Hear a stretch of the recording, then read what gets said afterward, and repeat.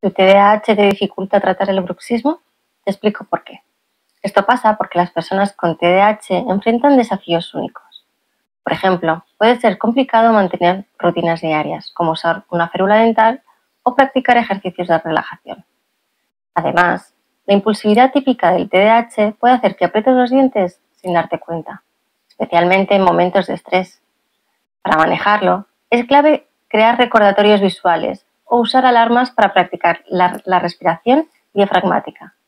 Esto lo que hará será activar el nervio vago y así dormirás mucho mejor, porque pequeños cambios pueden marcar la diferencia.